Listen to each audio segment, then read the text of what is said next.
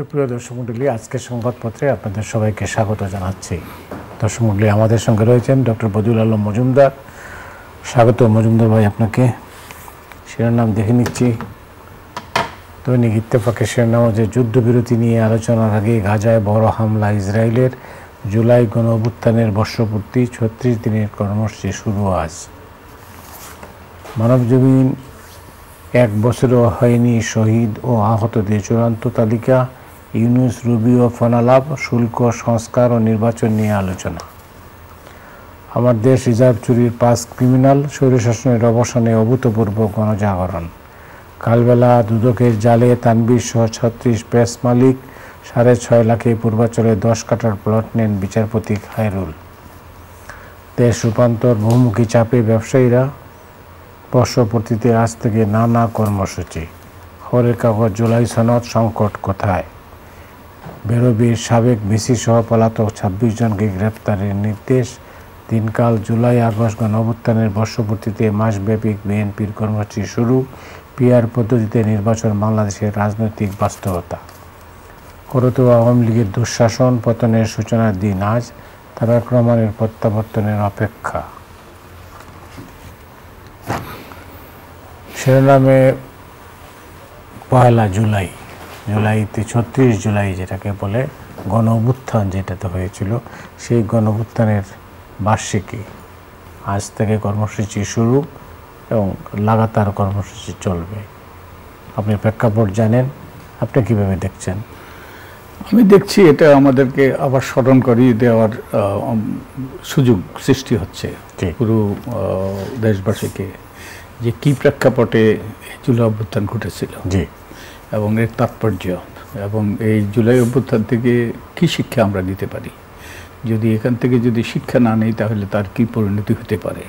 তো এগুলো আমাদের জন্য এখন এগুলো অনুধাবন করা দরকার। অনুধাবন করে আমাদের আচরণে, আমাদের চিন্তাভাবনায় এবং আমাদের কার্যক্রমে এগুলো প্রতিফলন ঘটানো দরকার। তো তার আগে আমি প্রথমেই আমি যেটা করতে চাই, এই জুলাই অভ্যুত্থানে যারা শহীদ হয়েছেন তাদের আত্মার শান্তি কামনা করি, এবং একই সাথে যারা আহত হয়েছেন, নিহত হয়েছেন, তাদের আত্মার শান্তি কামনা করি। আর যারা আহত হয়েছেন তাদের আরোগ্য কামনা করি, দ্রুত যেন তারা আরোগ্য লাভ করেন। একই সাথে তাদের যারা নিহত হয়েছেন তাদের পরিবারের প্রতি সমবেদনা জ্ঞাপন করি। তারা এদেশের জন্য একটা সুন্দর ভবিষ্যৎ, একটা গণতান্ত্রিক ভবিষ্যৎ সৃষ্টি করার জন্য তারা নিঃশর্ত এবং নিঃস্বার্থভাবে প্রাণ দিয়েছে, এবং তারা আমাদের জাতির শ্রেষ্ঠ পুরুষ আমি মনে করি, নারী, পুরুষ এবং নারী। তো তাদের প্রতি আমাদের বিনম্র শ্রদ্ধা, আমার ব্যক্তিগত, এবং আমি মনে করি পুরো জাতি আমরা তাদের কাছে কৃতজ্ঞ, এবং আমরা তাদের এই আত্মত্যাগ আমরা চিরকাল স্মরণ রাখা দরকার। ওয়েল, এই আপনি জানেন যে বিভিন্ন কাগজে যে রিপোর্ট দেখলাম তাতে দেখা যাচ্ছে যে এই 1 বছরেও কিন্তু পূর্ণাঙ্গ তালিকা তৈরি করা সম্ভব হয়নি। 1, 2 নম্বর হচ্ছে অনেকেই কিন্তু যারা আহত হয়েছেন তারা কিন্তু অনেকেই সেই রকমের সেবা পাননি, নানা অভিযোগ। আমরা যে পূর্ণাঙ্গ তালিকাটা না করতে পারা, এটা গ্রহণযোগ্য নয়, এবং আমার মনে হয় দ্রুততার সাথে পূর্ণাঙ্গ তালিকাটা করা দরকার।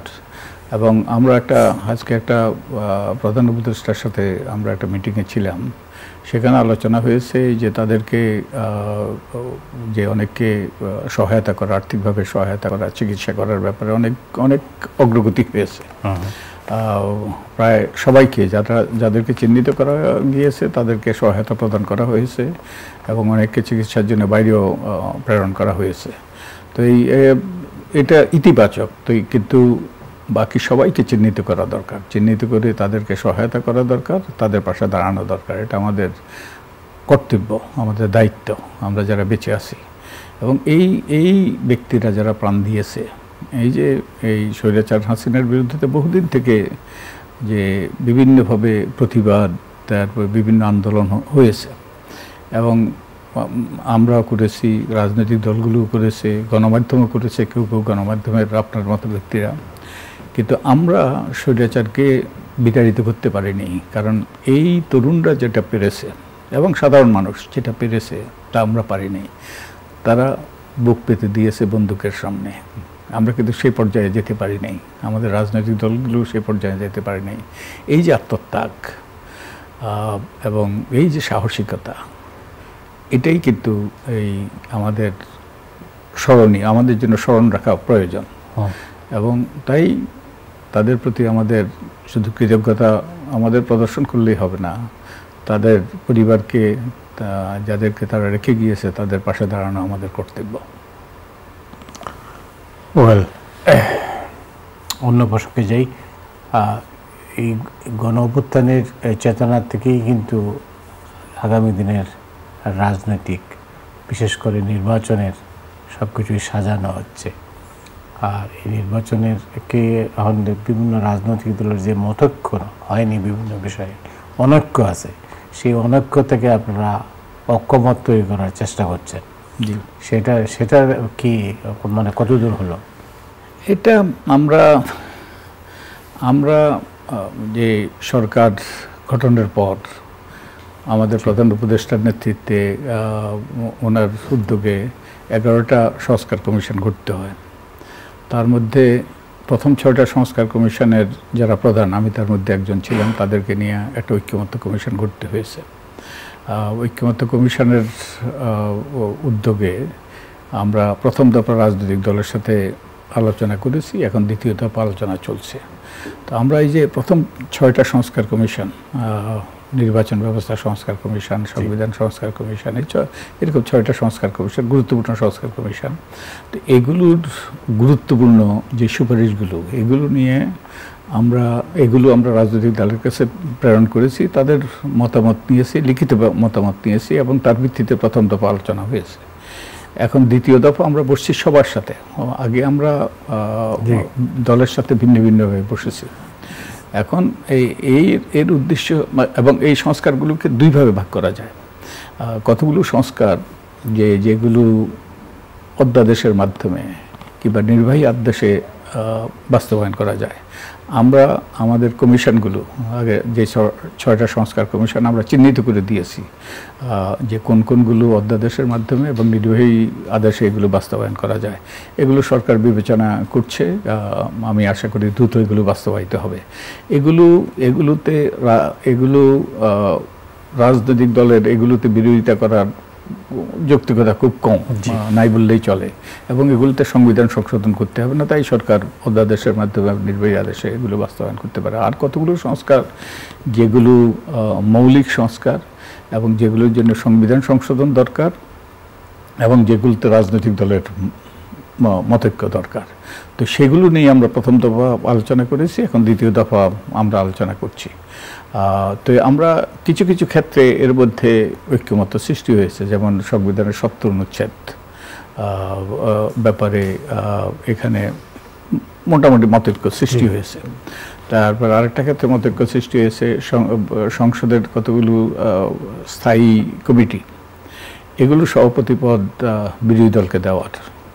তো এগুলো ইতিবাচক নিঃসন্দেহে, তবে কতগুলো মৌলিক বিষয়ে এখনো আলোচনা চলছে।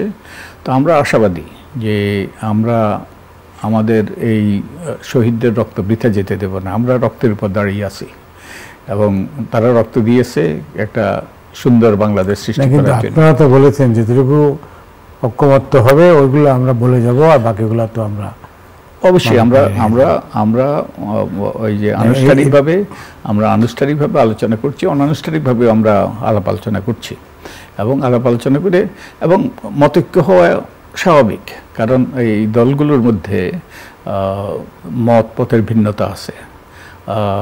তো এই মতপথের ভিন্নতার কারণে তাদের জন্য এই মতপথের ভিন্নতা থেকে ঐক্যমত্যে পৌঁছা কিন্তু সহজ নয়। কিন্তু সমালোচকরা যেটা বলছেন, তারা বলছেন যে আপনাদের কৌশলগত ভুল আছে। হ্যাঁ, কৌশলগত, হ্যাঁ বলতে পারেন যে কারো মতে কৌশলগত ভুল। আমরা প্রথম দফা কিন্তু আমরা কিন্তু এককভাবে রাজনৈতিক দলের সাথে বসছি, এবং সেখানে ওই যে মিডিয়ার সামনে নয়, কিন্তু এখন আমরা মিডিয়ার সামনে বসছি। এখন একটু দুদিকে যুক্তি আছে, আপনি যেটা বলছেন, কেউ যারা সমালোচনা করছে। আবার আমরা যেটা যে এইভাবে সবাইকে নিয়ে ওই যে মিডিয়াতে বিশেষত বিটিভির মাধ্যমে প্রচারিত হওয়ার যৌক্তিকতা হলো এর মাধ্যমে সবাই দেখলো এবং রাজনৈতিক দলগুলো এই রাজনীতি বাংলাদেশের রাজনীতি তো এত উন্নত মানের রাজনীতি না, উন্নত মানের এটাও তো বুঝতে হবে না। আমি বলি যেটা এই আলোচনার মধ্যে দিয়ে মানুষের মধ্যে মানে রাজনৈতিক দলগুলোর মধ্যে দূরত্ব আরো বাড়ছে। তার কারণ হলো একটা কথা বলার সাথে সাথে আরেকজন মানে মনে করেন যে প্রতিপক্ষ, আমি ওইভাবে দেখছি। তার কারণটা হচ্ছে আপনি যে সান নিনিয়ানের যে ডায়ালগ হয়েছিল, আমি নিজে ওইটা কভার করেছিলাম, একটি শব্দ বের করা যায় নাই। কিন্তু আপনারা প্রতিনিয়ত কি হচ্ছে না হচ্ছে সব বলছেন, এবং প্রতিদিন প্রেস কনফারেন্স করতে হবে কেন? ওয়াই? এটা আমি তো জানি না। এখন রাজনৈতিক দলগুলি প্রেস কনফারেন্স করতে রাজনৈতিক দলগুলো আপনারা কেন করবেন? আমরা পরবর্তীতে করেছি। আর এটার মাধ্যমে যেটা যৌক্তিকতা হলো যে এর মাধ্যমে যেহেতু সবাই দেখছে রাজনৈতিক দলগুলো তারা যেগুলো যেই অবস্থানটা যৌক্তিক সেই অবস্থানটা নেওয়ার আমরা মনে করি এটা তাদের পক্ষে এটা নেওয়া সহজ হবে। কারণ তা না হলে তারা যদি অযৌক্তিক কথা বলে তাহলে দেশবাসী দেখছে। পাল্টা যুক্তি হচ্ছে আজকে যদি একমত না হয় কাল সকালে হতে পারে। যখনই আপনি এই আলোচনাটা মানুষের কাছে চলে যাচ্ছে তখন তো সে নিজেকে সংশোধন করছে না। সংশোধন আবার করতেও পারে, করে নাই তো একটা ইনস্ট্যান্স। এখন তো চলমান, এখন তো একটা নজিরই নাই, আমরা চলমান। এবং যখন এগুলো ওই যে জনতার আদালতে যদি এগুলো গ্রহণযোগ্য না হয়, এবং তখন রাজনৈতিক দল তো জনগণের সমর্থন, তাদের ভরসা, জনগণের সমর্থনের উপরে তো তাদের ভবিষ্যৎ নির্ভর। তাই জনগণের মধ্যে যদি বিরূপ প্রতিক্রিয়া হয় তাদের অবস্থানে, তাহলে তারা পরিবর্তনের সম্ভাবনা, আমরা মনে করি এটা সম্ভাবনা বেশি। ওই যে জনগণ যদি তাদের কাছে তাদের যে অবস্থানটা গ্রহণ না করে, তো পক্ষে বিপক্ষে যুক্তি আছে। তো এখন আমরা আশা করতে চাই যে আমরা এই যে শহীদদের আত্মত্যাগ, এবং শুধু তাই নয়, আমরা বাংলাদেশের জন্য একটা নূতন ভবিষ্যৎ, একটা গণতান্ত্রিক ভবিষ্যৎ, যেখানে যে স্বৈরাচারের পুনরুত্থান ঘটবে না, যেখানে যেই সকল অন্যায়, অপকর্ম, দুর্নীতি, দুর্বৃত্তায়ন, তারপরে যেরকম মানুষের অধিকার হরণ, এগুলো ঘটবে না। তো তার জন্য আমি আশা করি যে আমরা সবাই দায়িত্বশীলতার পরিচয় দেব। আমাদের রাজনৈতিক দলগুলো, তারা তো জনগণের জন্য রাজনীতি করে, তারা তো মানুষের কল্যাণে রাজনীতি করে, ব্যক্তির কল্যাণে নয়। তো তারা এই মানুষের জন্য যেটা ইতিবাচক, মানুষের কল্যাণ বয়ে আনবে, তো আমরা আশা করি যে তারা সেই অবস্থান নেবে। এবং এটা আর ওই যে শেষ পর্যন্ত শেষ বিচার তো জনতাই হলো ওই যে বিচারক, শেষ বিচারক। ঠিক আছে, তো জনতা জানলো, হ্যাঁ পক্ষে বিপক্ষে যুক্তি দিতে পারেন। তো আমরা মনে করি যে মেবি এর মাধ্যমেই তারা আরো যৌক্তিক অবস্থান, অযৌক্তিকের পরিবর্তে যৌক্তিক অবস্থান, এবং যেটা জনগণের কাছে গ্রহণযোগ্য সেই রকম অবস্থান নেবে। এখন আলাপ আলোচনা চলছে। এখন আমি আশা করি যে আমরা যে অনেকগুলো বিষয়ে আমরা ঐক্যমত বুঝতে পারবো। এটা আমরা এমন এক দেশের বাসিন্দা, এটা একটা শব্দের কারণে ওই সান নিনিয়ানের আলোচনা ভেঙে গিয়েছিল। সেই শব্দটা ছিল মুসলেকা। হ্যাঁ, তো কিন্তু ওটা তো আপনি যেটা বললেন আপনার যুক্তি, ওটা ছিল ওই যে সেখানে আপনি সব ওপেন করে দিচ্ছেন, হবে কেন? কিন্তু ওখানে তো আপনি যেটা বললেন আপনার যুক্তি সেই একটা শব্দের জন্য ভেঙে গিয়েছে, এবং ওইটা বাইরে ছিল না, এটা সম্পূর্ণ ওই যে গোপনে সেই আলোচনা চলছিল। আর তো এটা যে এই একটা শব্দের জন্য যদি যে আলোচনাটা চলেছে, যেখানে মিডিয়াতে এগুলো প্রচারিত হয় না, সেগুলো তো এখন যে এখানে হইতে পারে, ওয়ার্ল্ড ওয়াইড এটা কোথাও হয় না আর কি। আমরা একটা পর্যায় পর্যন্ত করলে ভালো হতো, এখন সময় বলে দেবে।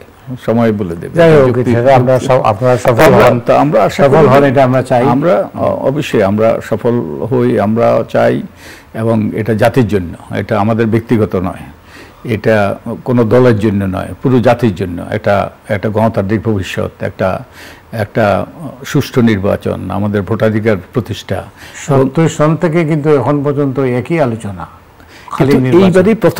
এইবারই প্রথম কিন্তু এইভাবে তো আর কোনদিন বসে নাই যে রাজনৈতিক দলগুলো একত্রে বসা এবং একই সাথে যে যারা সহায়তা করছে, আমরা সহায়কের ভূমিকা পালন করছি যাতে আলাপ আলোচনার মাধ্যমে কতগুলো বিষয়ে যৌক্তিক সমাধানে আসা যায়, কতগুলো বিষয়ে ঐক্যমত্য প্রতিষ্ঠা করা যায়। এটা হলো ঐতিহাসিক, এটা অতীতে কোনোদিন ঘটে নাই। তো রেজাল্ট তো থাকতে হবে। হ্যাঁ, আমরা আশাবাদী যে আমরা একটা পর্যায়ে পৌঁছতে পারবো, কারণ এর উপর আমাদের ভবিষ্যৎ নির্ভর করে, পুরো জাতির ভবিষ্যৎ নির্ভর করে, আমার আপনার নয়, আমাদের ভবিষ্যৎ বংশধরদের ভবিষ্যৎ নির্ভর করে।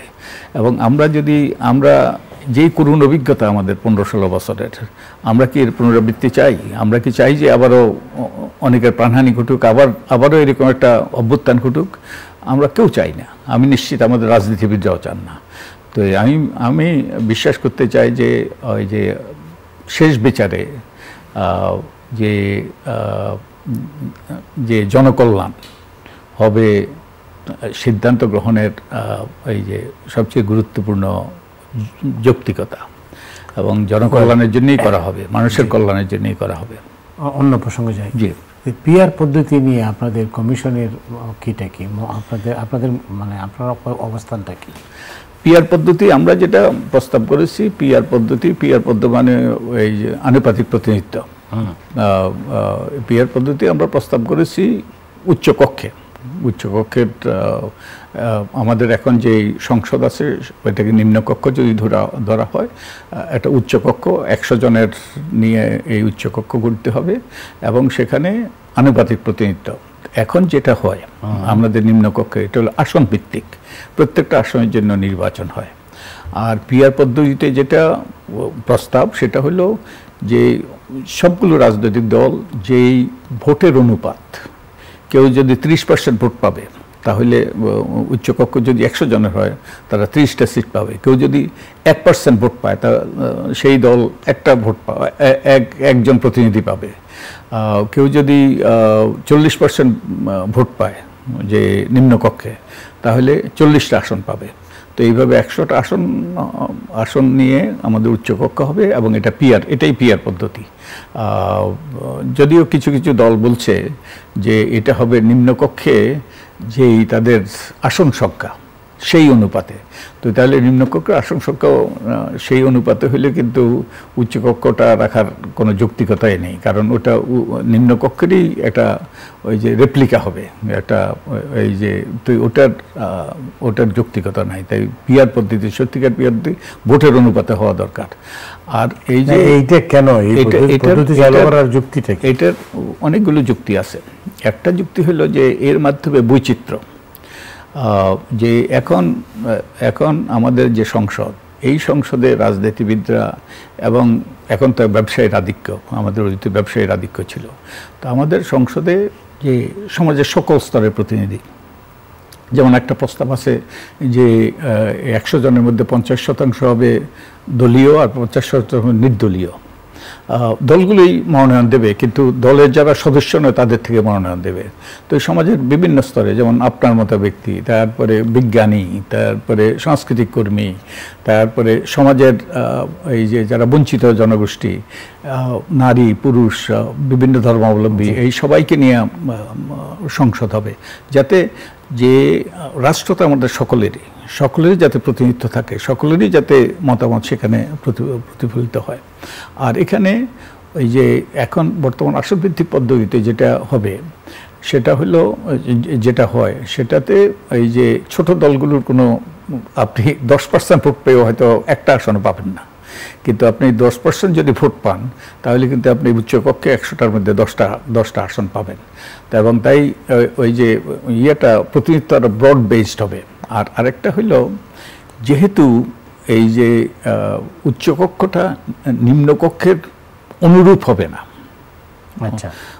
হবে না, তাই ওই যে চেকস অ্যান্ড ব্যালেন্স, যে যেমন যদি তাদের যে সংখ্যানুপাতিক, যদি যাদের যে আসন সংখ্যা নিম্নকক্ষে, সেই আসন সংখ্যা যদি হয় তাহলে ওই যে যারা নিম্নকক্ষে মেজরিটি পাবে, তাহলে উচ্চকক্ষে তারা মেজরিটি পাবে। তো তাহলে নিম্নকক্ষে যা হয় উচ্চকক্ষে তাই হবে, কিন্তু উচ্চকক্ষে যাতে নিম্নকক্ষে অনেক সময় রাজনীতিবিদরা অনেক কারণে অনেক রকম সিদ্ধান্ত নেয়, এইটা যাতে উচ্চকক্ষে গিয়ে সেটার ব্যাপারে আরও চিন্তাভাবনা এবং বিভিন্ন ধরনের বিভিন্ন ব্যক্তির এবং বিভিন্ন সমাজের বিভিন্ন স্তরের প্রতিনিধিদের যারা চিন্তাভাবনা করে যেন কেউ আবেগের বশবর্তী হয়ে কিংবা কারো প্রতি প্রতিহিংসা পরায়ণতা হয়ে এইরকম কোনো আইন কানুন বিধিবিধান যাতে এই যে সংসদে অনুমোদিত না হয়। আরেকটা হলো সবচেয়ে আরেকটা গুরুত্বপূর্ণ হলো সংবিধান সংশোধন। আমাদের কতগুলো মৌলিক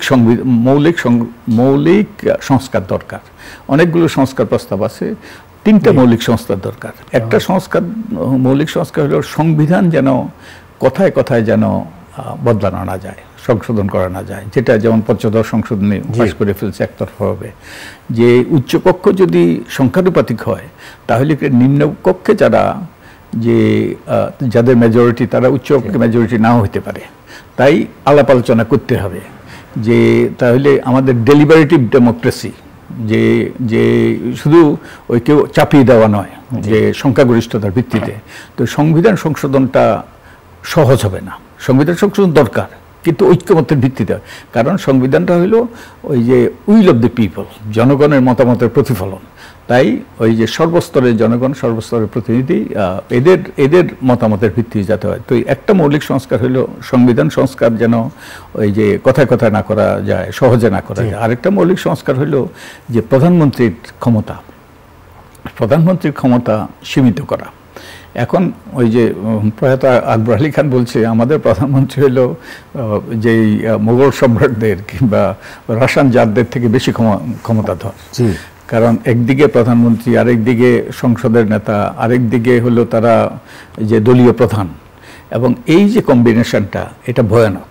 যেমন আমরা যদি ইতিহাসের দিকে তাকাই, যেমন 2008 সালে নির্বাচনের আগে আওয়ামী লীগ একটা নির্বাচন ইশতেহার দিয়েছিল